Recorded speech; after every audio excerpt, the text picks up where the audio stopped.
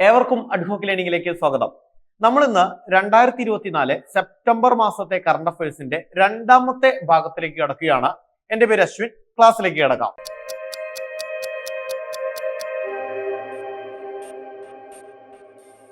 ആദ്യ പോയിന്റ് ഇതാണ്: ഒറ്റയ്ക്ക് ഇംഗ്ലീഷ് ചാനൽ നീന്തിക്കടന്ന ഏറ്റവും പ്രായമേറിയ ഇന്ത്യക്കാരൻ ആരാണ്? സിദ്ധാർത്ഥ് അഗർവാൾ ആണ്. ഒരു ബാംഗ്ലൂരു സ്വദേശിയാണ് സിദ്ധാർത്ഥ് അഗർവാൾ. പഠിച്ചു വെക്കുക, സിദ്ധാർത്ഥ് അഗർവാൾ. എന്താ പ്രത്യേകത സിദ്ധാർത്ഥ് അഗർവാളിന്റെ? ഏറ്റവും പ്രായം കൂടിയ വ്യക്തി. അങ്ങനെയല്ല, എന്താണ്? ഇംഗ്ലീഷ് ചാനൽ നീന്തിക്കടന്ന ഇന്ത്യക്കാരനായ ഏറ്റവും പ്രായം കൂടിയ വ്യക്തി ആരാണ്? സിദ്ധാർത്ഥ് അഗർവാൾ ആണ്. വിദേശ നാണ്യ കരുതൽ ശേഖരത്തിന്റെ ഭാഗമായുള്ള സ്വർണ ശേഖരത്തിൽ ഇന്ത്യയുടെ സ്ഥാനം എത്ര? പഠിച്ചു വെക്കുക, 9ാം സ്ഥാനമാണ്. എന്താണ്?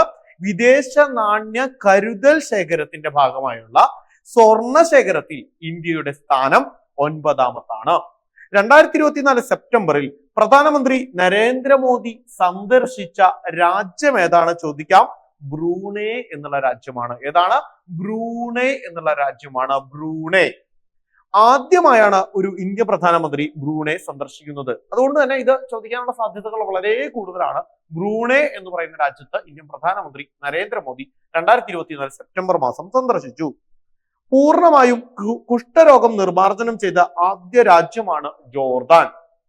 ഏത് രോഗമാണ്? കുഷ്ഠം. അപ്പൊ കുഷ്ഠരോഗം പൂർണ്ണമായിട്ടും നിർമ്മാർജ്ജനം ചെയ്തതായിട്ട് പ്രഖ്യാപിക്കപ്പെട്ട 2024 സെപ്റ്റംബർ മാസത്തിൽ പ്രഖ്യാപിക്കപ്പെട്ട രാജ്യമാണ് ജോർദാൻ. അപ്പോ ഈ സ്ലൈഡിനകത്ത് രണ്ട് രാജ്യങ്ങളെ കുറിച്ച് പഠിച്ചു. ജോർദാൻ പൂർണ്ണമായും കുഷ്ഠരോഗം നിർമ്മാർജ്ജനം ചെയ്തു.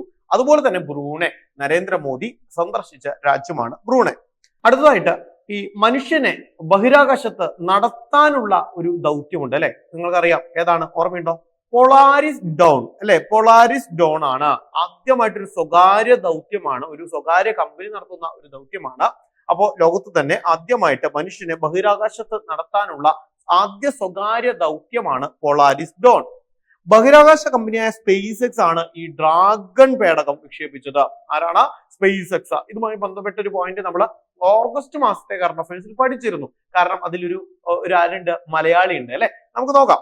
പേടകത്തെ വഹിച്ച റോക്കറ്റ് ഫാൽക്കൺ 9 എന്നുള്ള റോക്കറ്റാണ്. ഫാൽക്കൺ 9 എന്നുള്ള റോക്കറ്റാണ് ഈ പേടകത്തെ വഹിച്ചത്. വിക്ഷേപം നടത്തിയത് എവിടെയെന്നാണ്? Kennedy space research center, Florida അല്ലെ? ഫ്ലോറിഡയിലുള്ള കെന്നഡി സ്പേസ് റിസർച്ച് സെന്ററിൽ നിന്നുമാണ്. ആരൊക്കെയാണ് അതിലത്തെ യാത്രക്കാര്? ജറേഡ് ഐസക് മാൻ. ഒരാള് ജറേഡ് ഐസക് മാൻ ആണ്. രണ്ടാമത്തെ ആള് സ്കോട്ട് പൊട്ടീറ്റ് ആണ്. സ്കോട്ട് പൊട്ടീറ്റ് ആണ്. മൂന്നാമത്തെ ആള് സാറ ഗില്ലിസ് ആണ്. സാറ ഗില്ലിസ് ആണ്. നാലാമത്തെ നമ്മുടെ മലയാളിയായിട്ടുള്ള അന്ന മേനോൻ ആണ്. അന്ന മേനോൻ. അപ്പൊ 4 പേര്: Jared Isaacman, Scott Poteet, Sarah Gillis, പിന്നെ നമ്മുടെ അന്ന മേനോൻ. ഏതാണ് ദൗത്യം? Polaris Dawn. പഠിച്ചു വെക്കാം. അരുന്ധതി റോയ് ഈ അടുത്തൊരു പുസ്തകം ഇറക്കിയിട്ടുണ്ടായിരുന്നു. അത് അവരുടെ ഓർമ്മക്കുറിപ്പാണ്. അരുന്ധതി റോയുടെ ആദ്യ ഓർമ്മക്കുറിപ്പ്. ഏതാണത്? Mother Mary comes to me. ഏതാണ്? Mother Mary comes to me. പഠിച്ചു വെക്കുക. Mother Mary comes to me ആരുടെയാണ്? അരുന്ധതി റോയുടെ ആദ്യ ഓർമ്മക്കുറിപ്പാണ്. ഓട്ടിസം സ്പെക്ട്രം ഡിസോർഡറിനെ കുറിച്ച് അവബോധം സൃഷ്ടിക്കുന്നതിനായിട്ട് കേരള സാമൂഹ്യ നീതി വകുപ്പ് പുറത്തിറക്കിയ പുസ്തകമാണ് comprehensive resource book on autism spectrum disorder. ആ പേരിൽ തന്നെ എല്ലാം ഉണ്ട് അല്ലെ? എന്താണ്? Comprehensive resource book on autism spectrum disorder എന്നുള്ള പുസ്തകം ഇറക്കിയത് ആരാണ് എന്ന് പഠിച്ചു വെക്കുക. കേരള സാമൂഹ്യ നീതി വകുപ്പാണ് പുറത്തിറക്കിയത്. രാജ്യത്ത് ഓട്ടിസം അവബോധത്തിനായി പുസ്തകം പുറത്തിറക്കിയ ആദ്യ സംസ്ഥാനമായി ഇതിലൂടെ കേരളം മാറി. പഠിച്ചു വെക്കുക. ആദ്യമായിട്ടാണ് ഒരു സംസ്ഥാനം ഇത്തരത്തിലെ ഓട്ടിസം അവബോധത്തിനായിട്ട് ഒരു പുസ്തകം ഇറക്കുന്നത്. അത് രാജ്യത്ത് ആദ്യമായിട്ട് കേരളമാണ് പുറത്തിറക്കിയത്. ബുക്കിന്റെ പേരും പഠിച്ചു വെക്കുക. Comprehensive resource book on autism spectrum disorder. Speed പദ്ധതിയുടെ ഭാഗമായിട്ടാണ് ഈ പുസ്തകം പുറത്തിറക്കിയത് അല്ലെ? സ്പീഡ് പദ്ധതിയുടെ കുറിച്ച് നമ്മൾ മുമ്പ് നമ്മൾ പഠിച്ചിട്ടുള്ളതാണ്. അതിന്റെ ഫുൾ ഫോം അടക്കം നമ്മൾ പഠിച്ചിട്ടുള്ളതാണ് അല്ലെ? അപ്പോൾ സ്പീഡ് പദ്ധതിയുടെ ഭാഗമായിട്ടാണ് ഈ പുസ്തകം പുറത്തിറക്കിയത്. അടുത്ത പോയിന്റ് നോക്കാം. ഏത് ഇന്ത്യൻ ഗുസ്തി താരത്തിന്റെ ഓർമ്മക്കുറിപ്പാണ് വിറ്റ്നസ്. അടുത്തൊരു ഓർമ്മക്കുറിപ്പ് വരികയാണ്. കുറച്ചു മുമ്പ് അരുന്ധതി റോയുടെ ഓർമ്മക്കുറിപ്പ് വന്നു. ഇപ്പോ അതാ ഒരു ഗുസ്തി താരത്തിന്റെ ഓർമ്മക്കുറിപ്പ്. വിറ്റ്നസ് എന്നുള്ളതാണ് ബുക്കിന്റെ പേര്. ആരുടെയാണ്? സാക്ഷി മാലിക്. ആരുടെയാണ്? സാക്ഷി മാലിക് എന്നവരുടെ ഓർമ്മക്കുറിപ്പാണ് വിറ്റ്നസ്. എന്താണ്? വിറ്റ്നസ്, സാക്ഷി, അല്ലെ? അടുത്തതായിട്ട് 54-ാമത്തെ GST കൗൺസിൽ വേദി എവിടെയാണ്? ന്യൂഡൽഹിയാണ്. 54-ാമത് GST കൗൺസിലിന്റെ മീറ്റിംഗ് വേദി എവിടെയാണ്? ന്യൂഡൽഹിയാണ്. ബ്രിക്സ് ലിറ്ററേച്ചർ ഫോറം 2024 വേദി ചോദിച്ചേക്കാം. ബ്രിക്സ് 2024, ബ്രിക്സ് ലിറ്ററേച്ചർ ഫോറം 2024 വേദി എവിടെയാണ്? കസാൻ എന്ന സ്ഥലത്താണ്. റഷ്യയിലെ കസാൻ എന്ന സ്ഥലത്താണ് ബ്രിക്സ് ലിറ്ററേച്ചർ ഫോറം 2024 വേദി. അതുപോലെ 2024 ക്വാഡ് ഉച്ചകോടിയുടെ വേദി എവിടെയാണെന്ന് ചോദിച്ചാൽ ഇത് USA ആണ്. അപ്പൊ 3 വേദികൾ നമ്മൾ പഠിക്കുകയാണ്. ഒന്ന് 54-ാമത് GST കൗൺസിലിന്റെ മീറ്റിംഗ് വേദി എവിടെയാണ്? ന്യൂഡൽഹിയിലാണ്. ന്യൂഡൽഹി. ഇനി റഷ്യയിലെ കസാനിലെ എന്ത് വേദിയാണ് നടന്നത്? ബ്രിക്സിന്റെ ലിറ്ററേച്ചർ ഫോറം 2024 വേദിയാണ് റഷ്യയിലെ കസാൻ. ഇനി USA എന്താണ് നടക്കുന്നത്? ക്വാഡ്, അല്ലെ? 2024 ക്വാഡ് ഉച്ചകോടി നടന്നത് എവിടെയാണ്? USA. ശാസ്ത്ര ഗവേഷണത്തിന് യൂറോപ്യൻ യൂണിയൻ നൽകുന്ന 1.3 കോടി രൂപയുടെ മേരി ക്യൂറി ഫെലോഷിപ്പ് നേടിയ മലയാളിയാണ് ഈ പിക്ചറിൽ കാണുന്ന നമിത നായർ. ആരാണ്? നമിത നായരാണ്. ശാസ്ത്ര ഗവേഷണത്തിന് യൂറോപ്യൻ യൂണിയൻ നൽകുന്ന 1.3 കോടി രൂപയുടെ മേരി ക്യൂറി ഫെലോഷിപ്പ് നേടിയ മലയാളിയാണ് നമിത നായർ. പഠിച്ചു വെക്കുക. അടുത്ത പോയിന്റ് നമുക്ക് നോക്കാം. കാനഡയിലെ ടൊറന്റോ യൂണിവേഴ്സിറ്റി ആസ്ഥാനമായി പ്രവർത്തിക്കുന്ന association of studies of neurons and brain disease. എന്താണ്? Association of studies of neuron and brain disease investigator പുരസ്കാരം നൽകി ആദരിച്ച മലയാളിയാണ് ഡോക്ടർ സജ്ജികുമാർ ശ്രീധരൻ. ആരാണ്? ഡോക്ടർ സജ്ജികുമാർ ശ്രീധരന് ഒരു പുരസ്കാരം ലഭിക്കുന്നു. ഏത് പുരസ്കാരമാണ്? ടൊറന്റോ യൂണിവേഴ്സിറ്റി ആസ്ഥാനമായി പ്രവർത്തിക്കുന്ന association of studies of neurons and brain disease അവരുടെ ഇൻവെസ്റ്റിഗേറ്റർ പുരസ്കാരം ലഭിച്ചത് ആർക്കാണ്? ഡോക്ടർ സജ്ജികുമാർ ശ്രീധരനാണ്. തപസ്യ കലാസമിതി വേദിയുടെ 14-ാമത് സഞ്ജയൻ പുരസ്കാരം നൽകുന്നത് ആരാണെന്ന് ചോദിക്കാം. ആരാണ്? തപസ്യ കലാസാഹിത്യ വേദിയാണ്. അവർ നൽകുന്ന 14-ാമത് സഞ്ജയൻ പുരസ്കാരം ലഭിച്ചത് ആർക്കാണ്? MGS നാരായണനാണ്. അദ്ദേഹം ഒരു ചരിത്ര പണ്ഡിതനാണ്. MGS നാരായണനാണ് 14-ാമത് സഞ്ജയൻ പുരസ്കാരം നേടിയത്. തമിഴ്നാട് സർക്കാർ നൽകുന്ന കലൈഞ്ഞർ സ്മാരക പുരസ്കാര ജേതാക്കളാണ് P സുശീലയും M മേത്തയും. പഠിച്ചു നോക്കിയ രണ്ടുപേരെ, P സുശീലയും M മേത്തയ്ക്കും ഒരു അവാർഡ് ലഭിക്കുന്നു. ഏതാണ് അവാർഡ്? തമിഴ്നാട് സർക്കാർ നൽകുന്ന കലൈഞ്ഞർ സ്മാരക പുരസ്കാര ജേതാക്കളാണ് P സുശീലയും M മേത്തയും. സംസ്ഥാന സർക്കാരിന്റെ വയോജന പുരസ്കാരങ്ങൾ ആർക്കൊക്കെയാണ് ലഭിച്ചത്? ഒന്ന് വിദ്യാധരൻ മാസ്റ്റർ. ആരാണ്? സംഗീതജ്ഞനായിട്ടുള്ള വിദ്യാധരൻ മാസ്റ്റർക്ക് എന്ത് ചെയ്യുന്നു? സംസ്ഥാന സർക്കാരിന്റെ വയോസേവന പുരസ്കാരം ലഭിച്ചു. രണ്ടാമതൊരാള് വേണുജി.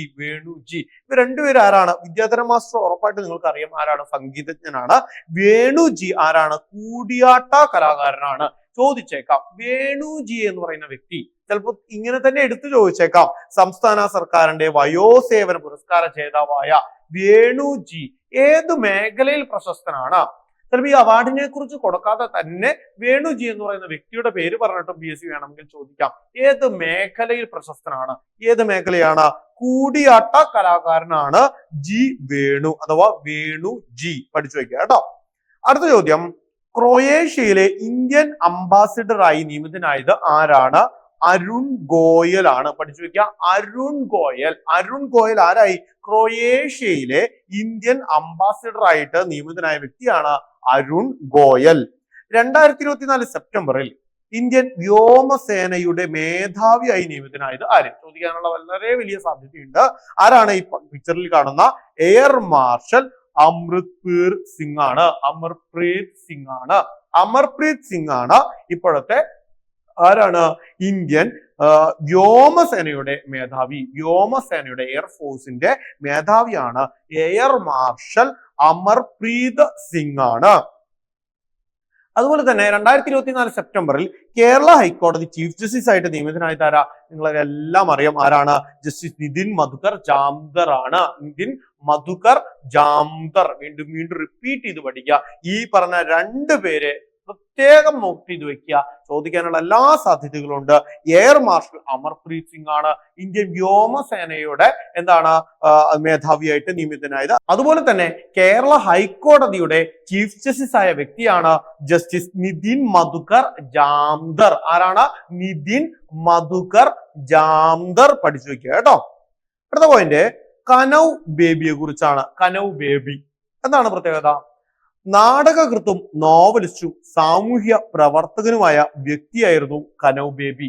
അദ്ദേഹം ഈ അടുത്ത് അന്തരിച്ചു. അപ്പോൾ ഒരു വിയോഗമാണ് 2024 സെപ്റ്റംബറിൽ നടന്ന ഒരു വിയോഗമാണ്. നാടകകൃത്തും നോവലിസ്റ്റും സാമൂഹ്യ പ്രവർത്തകനുമായ കനവ് ബേബി അന്തരിച്ചു. യഥാർത്ഥ പേര് KJ ബേബി എന്നുള്ളതാണ്. യഥാർത്ഥ പേരെന്താണ്? KJ ബേബി ആണ്. പിന്നീട് അദ്ദേഹത്തിനെ കനവ് ബേബി എന്നാണ് അറിയപ്പെട്ടത്. പ്രശസ്ത നാടകം ഏതാണ്? നാടുഗദ്ദിക. ഏതാണ്? നാടുഗദ്ദിക. ഗദ്ദിക എന്നുള്ളത് എന്താണ്? വയനാട്ടിലെ ഒരു തനത് കലാരൂപമാണ് ഗദ്ദിക. PSC സ്ഥിരമായി ചോദിക്കുന്നതാണ് അല്ലെ. നാടുഗദ്ദിക എന്നുള്ളതാണ് ഇദ്ദേഹത്തിന്റെ പ്രശസ്തമായിട്ടുള്ള നാടകം. പ്രശസ്ത നോവലാണ് മാവേലി മൺട്രം. ഇദ്ദേഹത്തിന്റെ പ്രശസ്തമായ നോവലാണ് മാവേലി മൺട്രം. വേണമെങ്കിൽ ഇദ്ദേഹം ഈ അടുത്ത് അന്തരിച്ചതുകൊണ്ട് തന്നെ PSC ചോദിച്ചേക്കാം. മാവേലി മൺട്രം എന്ന നോവൽ രചിച്ചത് ആരാണ്? പഠിച്ചു വെക്കുക. കനവ് ബേബി അഥവാ KJ ബേബി. മറ്റൊരു വിയോഗമാണ് കവിയൂർ പൊന്നമ്മ. എല്ലാവർക്കും അറിയാം അല്ലെ. പ്രശസ്ത മലയാള ചലച്ചിത്ര നടിയാണ്. 2024 സെപ്റ്റംബർ മാസം 20-ാം തീയതി അന്തരിച്ചു. അവരുടെ ആദ്യത്തെ സിനിമ ശ്രീരാമ പട്ടാഭിഷേകം എന്ന സിനിമയാണ്. ശ്രീരാമ പട്ടാഭിഷേകം. അവസാന സിനിമ ആണും പെണ്ണും എന്ന സിനിമയാണ്. ആണും പെണ്ണും എന്ന സിനിമയാണ്. 4 തവണ മികച്ച രണ്ടാമത്തെ നടിക്കുള്ള സംസ്ഥാന ചലച്ചിത്ര പുരസ്കാരം അവർക്ക് ലഭിച്ചിട്ടുണ്ട്. 4 പ്രാവശ്യം എന്ത് ചെയ്യുന്നു? മികച്ച രണ്ടാമത്തെ നടിക്കുള്ള സംസ്ഥാന ചലച്ചിത്ര പുരസ്കാരം ആർക്ക് ലഭിച്ചിട്ടുണ്ട്? കവിയൂർ പൊന്നമ്മയ്ക്ക് ലഭിച്ചിട്ടുണ്ട്. ഈ രണ്ടുപേരെ നോട്ട് ചെയ്ത് വെക്കുക. കനവ് ബേബിയും അതുപോലെ തന്നെ കവിയൂർ പൊന്നമ്മയും 2024 സെപ്റ്റംബർ മാസത്തെ വിയോഗങ്ങളാണ്. 2024 ഏഷ്യൻ ചാമ്പ്യൻസ് ട്രോഫി ഹോക്കി ജേതാക്കൾ ആരാണ്? ഇന്ത്യയാണ്. ആരെ തോൽപ്പിച്ചു? ചൈനയെ തോൽപ്പിച്ചു. പഠിച്ചു വയ്ക്കുക. 2024 ഏഷ്യൻ ചാമ്പ്യൻസ് ട്രോഫി ഹോക്കിയാണ് കേട്ടോ. ചാമ്പ്യൻസ് ട്രോഫി ക്രിക്കറ്റ് അല്ല, ഇത് ഹോക്കിയാണ് കേട്ടോ. 2024 ഏഷ്യൻ ചാമ്പ്യൻസ് ട്രോഫി ഹോക്കി ജേതാക്കൾ ആരാണ്? ഇന്ത്യയാണ്. ആരെ തോൽപ്പിച്ചു? ചൈനയെ തോൽപ്പിച്ചു. വേദി എവിടെയാ? ചൈന. അപ്പൊ ചൈനയിൽ ചെന്ന് ചൈനയെ തോൽപ്പിച്ച് കപ്പടിച്ചു. പഠിച്ചു വെക്കുക. 2024 ഏഷ്യൻ ചാമ്പ്യൻസ് ട്രോഫി ഹോക്കി ജേതാക്കൾ ഇന്ത്യയാണ്. അണ്ടർ-20 ലോക ഗുസ്തി ചാമ്പ്യൻഷിപ്പിൽ സ്വർണ്ണ മെഡൽ നേടിയ ഇന്ത്യൻ വനിതാ ഗുസ്തി താരം ആരാണ്? ജ്യോതി ബർവാൾ ആണ്. ജ്യോതി ബർവാൾ ആണ്. പഠിച്ചു വെക്കുക. ചോദിക്കാൻ സാധ്യതയുണ്ട്. ഇത് കറണ്ട് അഫയറിൽ മാത്രമല്ല, നിങ്ങൾക്കറിയാം വളരെ പ്രധാനപ്പെട്ട സ്പോർട്സ് എന്ന് പറയുന്ന ഒരു ഭാഗമുണ്ട് അല്ലെ. മിക്കവാറും എല്ലാ പരീക്ഷകൾക്കും എന്തുണ്ട്? നമുക്ക് കലാ, സാഹിത്യം, സംസ്കാരം, കായികം എന്ന് പറയുന്ന ഭാഗമുണ്ട്. അവിടെ കായികത്തിൽ നിന്നും കൂടുതലും ചോദിക്കാൻ സാധ്യത എവിടെ നിന്നാണ്? കറണ്ട് അഫയേഴ്സിൽ നിന്നുമാണ് കേട്ടോ. അപ്പൊ അതുകൊണ്ട് ഇതൊക്കെ നോക്കി വെക്കുക. അണ്ടർ-20 ലോക ഗുസ്തി ചാമ്പ്യൻഷിപ്പിൽ സ്വർണ്ണ മെഡൽ നേടിയ ഇന്ത്യൻ വനിതാ ഗുസ്തി താരമാണ് ആര്? ജ്യോതി ബർവാൾ. ലോക ഗുസ്തി ചാമ്പ്യൻഷിപ്പ് ആണ് കേട്ടോ അണ്ടർ-20. ഇവരൊക്കെ വീണ്ടും ഇനി വരുന്ന ഒളിമ്പിക്സുകളിലെല്ലാം പ്രതീക്ഷിക്കാം. ആരാണ്? ജ്യോതി ബർവാൾ. അന്താരാഷ്ട്ര ഫുട്ബോളിൽ നിന്നും വിരമിച്ച ഉറുഗ്വേ താരം, വളരെ പ്രശസ്തനായ ഉറുഗ്വേ താരം ആരാണ്? ലൂയിസ് സുവാരസ് അല്ലെ. ലൂയിസ് സുവാരസ് ആണ്. ലൂയിസ് സുവാരസ് ഉറുഗ്വേ രാജ്യത്തിന് വേണ്ടി കളിച്ച ഫുട്ബോൾ താരമാണ്. അന്താരാഷ്ട്ര ഫുട്ബോളിൽ നിന്നും 2024 സെപ്റ്റംബർ മാസം വിരമിച്ച വ്യക്തിയാണ് ലൂയി സുവാരസ്. അടുത്തതായി മറ്റൊരു വിരമിക്കലാണ്. ആരാണത്? Alex Morgan. ഓർമ്മയുണ്ടോ അലക്സ് മോർഗൻ? ആരാണ് അദ്ദേഹം? അവര് വനിതാ ഫുട്ബോൾ താരമാണ് അല്ലെ. പ്രൊഫഷണൽ ഫുട്ബോളിൽ നിന്നും വിരമിച്ച ഇതിഹാസ വനിതാ ഫുട്ബോൾ താരം, US-ന്റെ വനിതാ ഫുട്ബോൾ താരമാണ് അലക്സ് മോർഗൻ അല്ലെ. Alex Morgan. അവരും എന്ത് ചെയ്തു? 2024 സെപ്റ്റംബർ മാസം വിരമിച്ചു. രണ്ടുപേര് സെപ്റ്റംബർ മാസത്തിൽ വിരമിച്ചു. ഒന്ന് ലൂയിസ് സുവാരസ്, പഠിച്ചു വെക്കുക, ഉറുഗ്വേ ഫുട്ബോൾ താരം. രണ്ടാമത്തെ വനിതാ ഫുട്ബോൾ താരമാണ്, വനിതാ ഇതിഹാസമാണ് അലക്സ് മോർഗൻ. അന്താരാഷ്ട്ര ടെസ്റ്റ് ക്രിക്കറ്റിൽ ഇംഗ്ലണ്ടിനായി ഏറ്റവും കൂടുതൽ സെഞ്ചുറി നേടിയ താരമാരെ? നമുക്കറിയാം ഈ ഒരു സമയത്ത് ഇംഗ്ലണ്ടിന് വേണ്ടി കളിച്ച ഏറ്റവും പ്രധാനപ്പെട്ട ഏറ്റവും മികച്ച ഒരു ക്രിക്കറ്റ് പ്ലെയർ ആരാണെന്ന് ചോദിച്ചു കഴിഞ്ഞാൽ അദ്ദേഹമാണ് ഈ പിക്ചറിൽ കാണുന്ന ജോ റൂട്ട്. ആരാണ്? ജോ റൂട്ട് ആണ് അന്താരാഷ്ട്ര ടെസ്റ്റ് ക്രിക്കറ്റിൽ ഇംഗ്ലണ്ടിന് വേണ്ടി ഏറ്റവും കൂടുതൽ സെഞ്ചുറി നേടിയ വ്യക്തിയായിട്ട് മാറിയത് ജോ റൂട്ടാണ്. ദീർഘദൂര കുതിരയോട്ടത്തിൽ റെക്കോർഡ് നേട്ടം കൈവരിച്ച മലയാളി താരമാണ് നിത അഞ്ചും. പഠിക്കുക. ഇപ്പോഴും ഫുട്ബോളും ക്രിക്കറ്റും ഗുസ്തിയും മാത്രം പഠിച്ചാൽ മതിയോ? അല്ല, വളരെ വെറൈറ്റി ആയിട്ടുള്ള സ്പോർട്ടുകൾ പഠിക്കൂ. എന്താണത്? കുതിരയോട്ടം അല്ലെ. ദീർഘദൂര കുതിരയോട്ടത്തിൽ റെക്കോർഡ് നേട്ടം കൈവരിച്ച മലയാളി താരമാണ് നിത അഞ്ചും. ചോദിക്കാൻ സാധ്യത എന്താണ്? നിത അഞ്ചും ഏത് കായിക ഇനവുമായി ബന്ധപ്പെട്ടിരിക്കുന്നു? ഏത് കായിക ഇനമാണ്? കുതിരയോട്ടം കേട്ടോ. അടുത്തത് ഇന്റർനാഷണൽ ഒളിമ്പിക് കമ്മിറ്റിയുടെ ഒളിമ്പിക് ഓർഡർ ഇൻ ഗോൾഡ് നേടിയ ഫ്രാൻസ് പ്രസിഡന്റ് ആണ് ഇമ്മാനുവൽ മാക്രോണിന് ഒരു പുരസ്കാരം ലഭിക്കുന്നു. എന്താണ്? ഇന്റർനാഷണൽ ഒളിമ്പിക് കമ്മിറ്റിയുടെ ഒളിമ്പിക് ഓർഡർ ഇൻ ഗോൾഡ് എന്നുള്ള ബഹുമതി നേടിയ വ്യക്തിയാണ് ഫ്രാൻസ് പ്രസിഡന്റ് ആണ് Emmanuel Macron. Durand football cup 2024 ജേതാക്കൾ ആരാണ്? ഡ്യൂറന്റ് ഏത് കായിക ഇനവുമായി ബന്ധപ്പെട്ടിരിക്കുന്നു? ഫുട്ബോൾ ആണ്. അപ്പൊ ഡ്യൂറന്റ് ഫുട്ബോൾ 2024 ജേതാക്കൾ ആരാണെന്ന് പഠിച്ചു വെക്കുക. നോർത്ത് ഈസ്റ്റ് യുണൈറ്റഡ് ആണ്. നോർത്ത് ഈസ്റ്റ് യുണൈറ്റഡ് ആണ് 2024 ഡ്യൂറന്റ് ഫുട്ബോൾ കപ്പ് ജേതാക്കള്. ഇവരെ തോൽപ്പിച്ചത് ആരെയാണ്? അതായത് റണ്ണറപ്പ് ആയത് ആരാണെന്ന് ചോദിച്ചു കഴിഞ്ഞാൽ മോഹൻ ബഗാൻ എഫ് ജി ആണ്. എന്ത് ചെയ്യുന്നത്? റണ്ണേഴ്സ് അപ്പ് ആയത്. അപ്പൊ ഡ്യൂറന്റ് ഫുട്ബോൾ കപ്പിൽ കപ്പടിച്ചത് ആരാണ്? നോർത്ത് ഈസ്റ്റ് യുണൈറ്റഡും. അത് ഫൈനലിൽ തോൽപ്പിച്ചത് ആരെയാണെന്ന് ചോദിച്ചാൽ മോഹൻ ബഗാനുമാണ്. ക്ലിയർ ആണല്ലോ.